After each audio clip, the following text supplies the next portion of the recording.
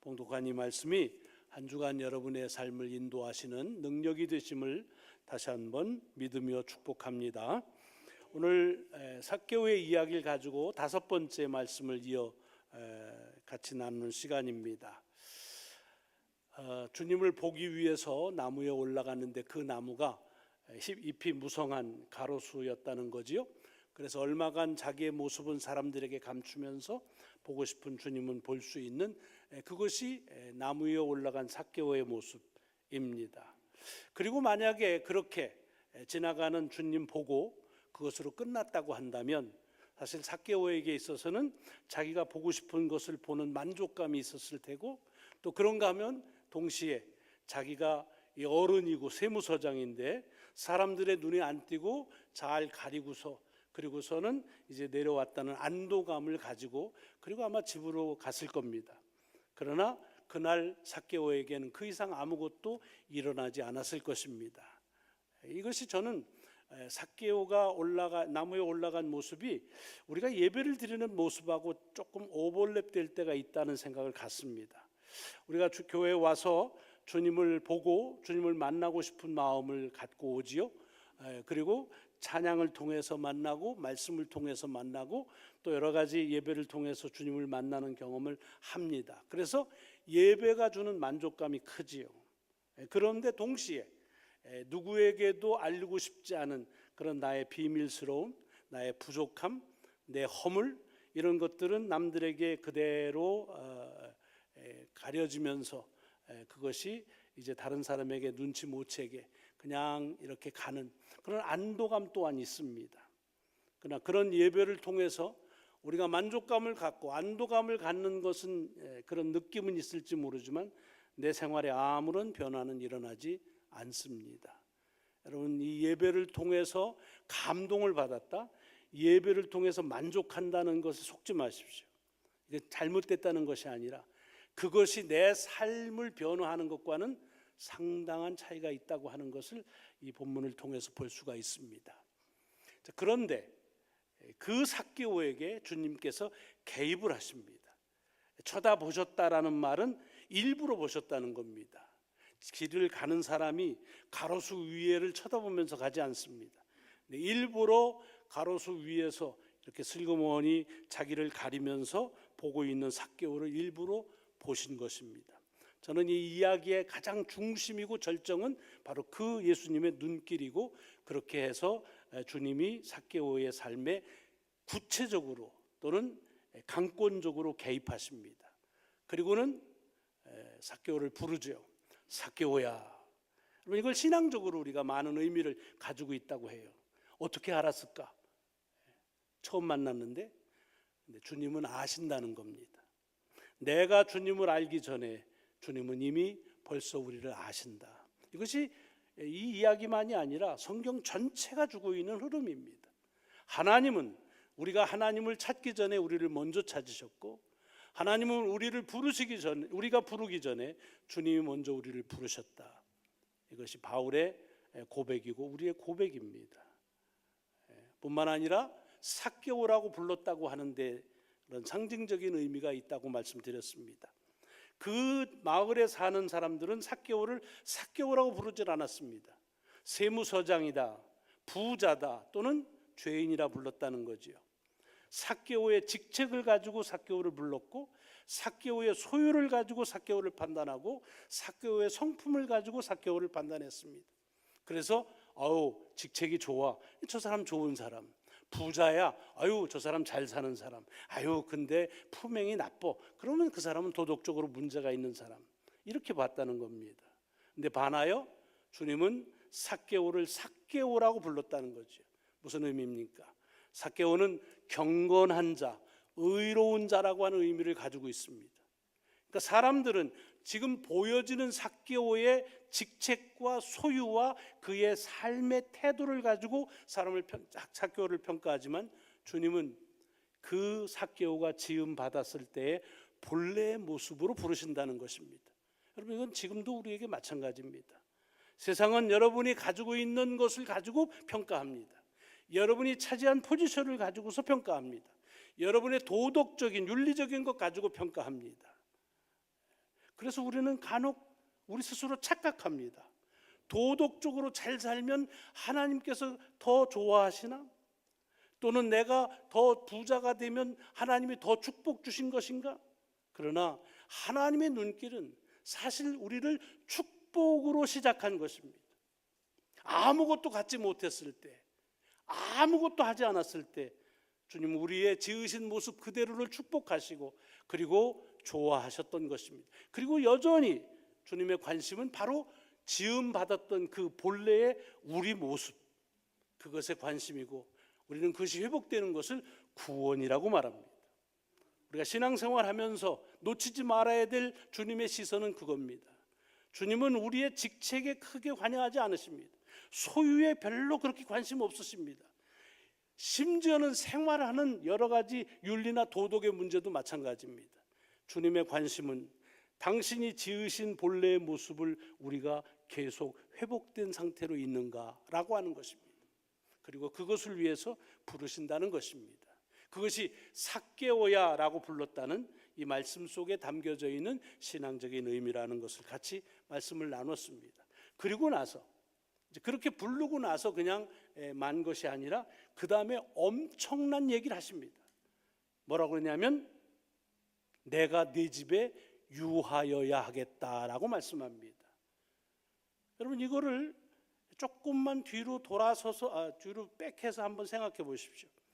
사실은 주님은요 지금 삭개오의 집에 머물라고 하는 계획이 전혀 없었습니다. 물론 본문에 언급은 없지만 흐름으로 봐서 그래요. 지금 여리고로 해서 예루살렘으로 지나가는 중입니다. 그러니까 삭개오의 집은커녕 여리고에서도 머물 아무 계획이 없었습니다. 만약에 그런 계획이 있었다면 사전에 무슨 이렇게 조율을 했겠죠, 제자들을 통해서. 그러니까 전혀 계획이 없는데 삭개오를 부르더니 내가 네 집에 유하여야겠다고 말씀하십니다. 그리고 성경을 천천히 보시면 거기에 주님께서 하신 말씀의 그 화법이 우리를 당황하게 합니다. 왜냐하면 보통 어느 집에 가다가 이제 하룻밤 신세를 지려고 하면 회를 어떻게 합니까? 내가 예루살렘으로 가야 되는데 혹시 오늘 니네 집에 좀 머물 수 있겠느냐? 이렇게 물어보죠.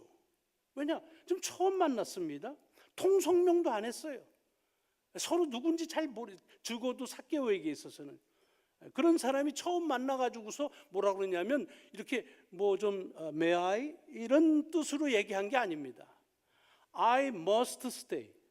네 집에 내가 있어야겠다라고 하지 그렇게 그냥 단언적으로 선포하십니다. 이 말씀을 우리가 잘 귀담아 들을 필요가 있습니다. 물론 처음 만난 사람이 좀 묵어도 좋겠습니까? 라고 한다고 더 당황하지 않지는 않지요. 한번 생각해 보세요. 여러분이 누구를 만났는데 그런데 만나자마자 당신 집에 좀 갑시다 라고 하면 뭐라고 생각하시겠어요? 아마 모르긴 하지만 이게 뭐가 좀 잘못된 거예요. 아니 어떻게 그럴 수가 있겠어요? 이건 도대체 말이 안 되는 얘기입니다. 말이 안 되는 얘기를 지금 하시는 거예요. 전혀 뭐 부탁하는 것도 아니고 가능성을 물어보는 것도 아니고 내가 네 집에 좀 가야겠다라고 그렇게 폭탄 선언과 같은 얘기를 하십니다. 얼마나 당황이 되겠습니까? 여러분 같으면 뭐 저 같더라도 마찬가지죠. 누가 와서 잠자겠다고 하면 굉장히 부담이 됩니다. 지난주에도 뉴저지에 있는 후배 목사가 와서 여기 웨슬리 졸업식에 참석하느라고 왔는데 우리 집에서 하루를 자는데 뭐 가끔씩 와서 자는 사람이 오더라도 뭐 시트는 잘 했는지 집은 청소가 됐는지 뭐 이것저것 살펴볼 게 많습니다. 그리고 아침을 먹어도 나 혼자 먹는 거하고 다르지요. 뭘 좋아하는지 물어보고 배려하고 이런 게 다 부담이 되는 겁니다. 그러니까 사실은 처음 만나가지고서 와서 뭐 묻기는커녕 뭐 조금 쉬었다 가겠냐고 물어보는 것도 부담이 되는데 여기는 아예 그냥 내가 묵어야겠다라고 얘기합니다. 제가 우리 교회 처음 이제 36년 전에 부임을 해서 부임 신방을 할 때입니다. 그러니까 그러니까 신방을 하려니까 이제 잘 모르니까 교인 한 분 한 분 하고 이제 시간을 짜는 겁니다. 언제가 좋으십니까? 근데 교인 몇 분 안 되는데도 시간이 많이 걸려요. 뭐 이건 안 되고 저건 되고 그래요. 근데 어떤 집사님이 얘기해요. 목사님, 우리 집은요 일정 필요 없어요. 왜요? 아무 때나 오세요. 새벽이든 밤이든 그냥 목사님 편한 시간에 오시면 돼요. 그러니까 우리 집은 그 일정 짜는 데서 빼셔도 됩니다. 얼마나 감사한지요. 뭐 내가 편한 시간에 가면 된대요. 저쪽 포토맥 사셨는데 그러니까 그쪽에 가다가 어느 날 조금 시간이 늦었어요. 그렇지만은 뭐 아무 때나 오라고 그랬으니까 가서 벨을 눌렀죠. 누르고 신방을 하러 갔더니 조금 있다 나오시는데 화들짝 놀라시는 거예요. 그러더니 문을 쾅 닫아버리세요. 그러더니 한 15분쯤 지난 다음에 다시 문을 열고 하시는 말씀이, 아니 목사님 이렇게 오시면 어떡합니까? 미리 좀 전화 좀 주시면 와서 준비해야죠. 그래. 아니 내가 그 얘기한 겁니까? 본인이 아무 때나 오라고 그랬거든요. 여러분, 손님은 아무 때나 오라고 그랬다고 이렇게 순진하게 가면 안 돼요. 미리 통보도 하고, 뭐 다른 집은 고사하고 아들네 집 가는 것도 미리 통보해야 됩니다. 그냥 들이닥치면은 굉장히 당황할 때가 많이 있어요. 그런 거지요. 뭐 그 집사님이 나빠서가 아니라 사람이 그렇습니다. 가끔씩 한국에 가면, 미국에 올 때 이제 와서 이렇게 뭐 같이 식사하고 그러면 꼭 하시는 인사말이 있어요. 한국에 오시면 꼭 연락 주세요. 그럽니다. 꼭 달라고 해서 한국 가서 없는 시간에 연락을 하지요. 그럼 뭐라고 그러냐면 거의 10분 중에 9분은 아이고 미리 시간 좀 주시지, 이렇게 하셔가지고 만나야 되는데 뭐 시간이 없어서 어떡하죠?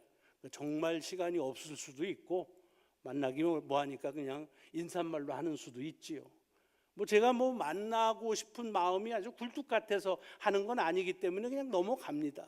근데 중요한 건 뭐냐면 이렇게 누군가 내 집을 방문만 하더라도 부담이 되는데, 여러분 이 삭개오라는 사람이 어떤 사람입니까?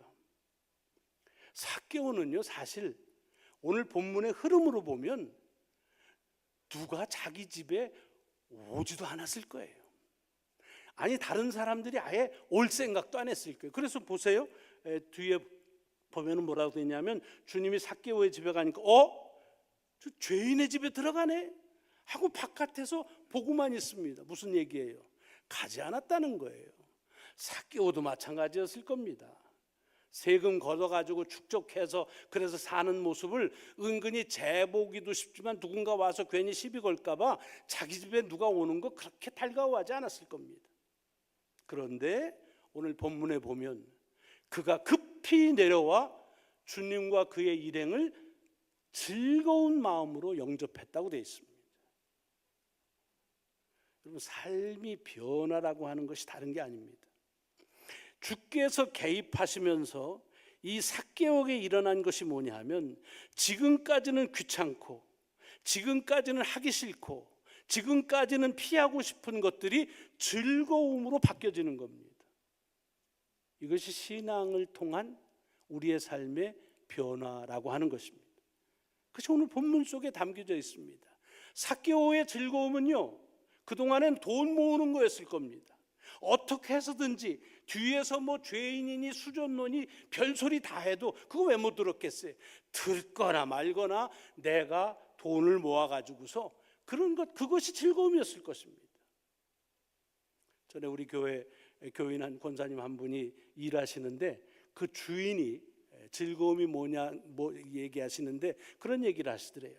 일 다 끝나고 집에 돌아가셔가지고 식구들 다 잔 다음에 자기만이 아는 그 캐시 놔두는 거기 가셔가지고서 그거를 비밀 장소에서 열고서 그러고서 캐시를 세신답니다.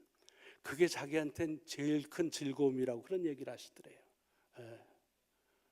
밤새라도 쉬면 피곤하지가 않대요.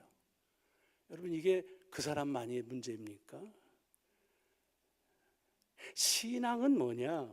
가끔씩 신앙생활에 대한 변화를 얘기하면 뭐를 해야 되는데 하지 못한 것을 억지로라도 하는 것, 또는 하지 말아야 되는데 그것을 신앙했기 때문에 그것을 하지 않기는 하는데 억지로 하는 것들. 그러니까 대개 우리 신앙인들의 코스프레가 어디에 있느냐면 뭘 참는 것, 헌신하는 것, 견뎌내는 것, 이런 것들에 많이 신앙의 어떤 그 본처럼 생각합니다.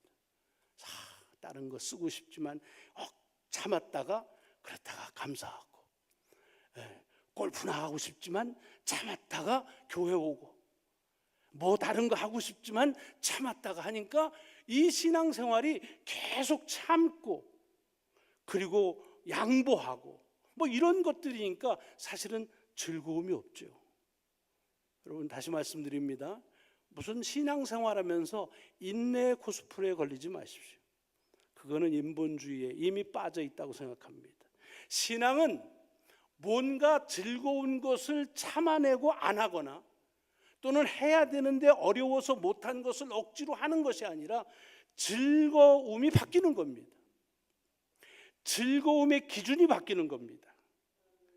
전에는 맛있는 거 사 먹고 하는 그것이 큰 즐거움이었는데 이제는 하나님께 감사하는 것이 더 큰 즐거움이 되는 겁니다.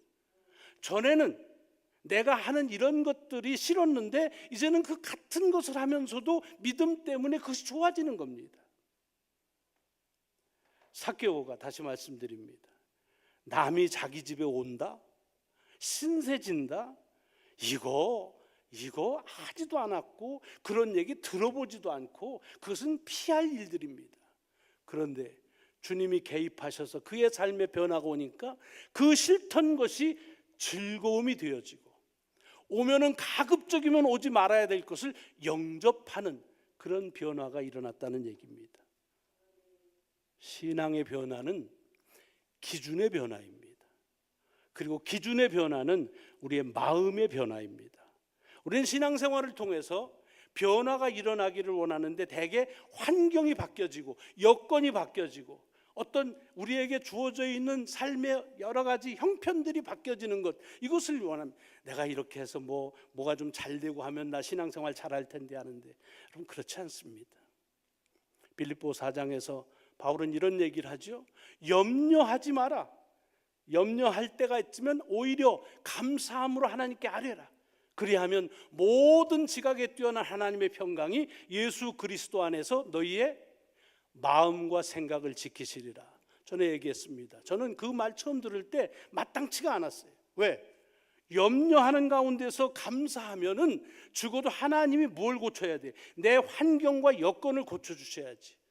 그런데 누구를, 어디를 고친다는 거예요? 내 마음과 생각을 고치신다는 거예요. 근데 이게 맞아요. 내 마음과 생각의 기준이 바뀌질 않으면 아무리 여건과 환경이 바뀌어도요, 내 속에서 감사가 나오질 않습니다. 여러분, 이 삭개오에게 일어난 변화를 보세요. 예수 만나고 나서 그가 세무국장을 고만뒀다, 그런 말 없습니다. 이제는 여리고에 사는 걸 털어가지고 예루살렘으로 갔다, 그런 말도 없어요. 아마 부자로도 오랫동안 살았을 거예요. 삶의 환경과 여건은 변화되지 않았어요. 그런데 그 삶의 환경과 여건을 바라보는 눈이 바뀐 거예요. 기준이 바뀐 거예요. 오늘도 여전히 우리가 신앙생활하면서 예수 그리스도를 통한 변화를 필요하다고 한다면 내 살아가는 삶의 여건과 환경의 변화가 아니라 내 살아가는 삶 속에서 그것을 바라보는 내 관점이, 내 마음과 생각의 변화가, 그것이 신앙을 통해서 우리에게 주시는 그런 귀한 변화라고 하는 것입니다. 삭개오가 그렇게 싫었던 누군가 내 집에 오는 것을 즐거움으로 바뀌었다. 여러분, 신앙생활은 참는 것으로 끝나지 않는다는 말씀 다시 드립니다. 신앙생활은 어거지로 할 수 없이 해야 되기 때문에 하는 일이 아닙니다. 전에는 싫은 것들이 예수 때문에 좋아지는 겁니다. 저는 억지로 오는 예배가 이제는 예배가 내 삶의 중심이 되는 겁니다. 저는 할 수 없이 드렸던 감사가 이제는 감사하지 않고는 견딜 수 없는 마음으로 바뀌어지는 것입니다. 즐거움으로 영접하는 삶, 이것이 신앙을 통해서 저의 마음의 생각을 평강으로 인도하신 주님을 통한 귀한 변화요, 그것은 그 변화는 삭개오만이 아니라 우리 모두에게 일으키실 주님의 역사라고 믿습니다. 기도하시겠습니다. 하나님, 감사합니다. 오늘도 주의 말씀을 통해서 우리를 부르시고 우리에게 삶에 개입하시는 주님의 역사를 저희들이 앙모하며 또 경험합니다. 그래서 우리의 삶에 변화가 있기를 원합니다. 내 삶의 여건과 환경이 변화되는 것만이 아니라 모든 환경과 여건 가운데 살아가는 내 마음과 생각을 지키시어서 즐거움의 기준이 바뀔 수 있도록 주님 인도하여 주옵소서.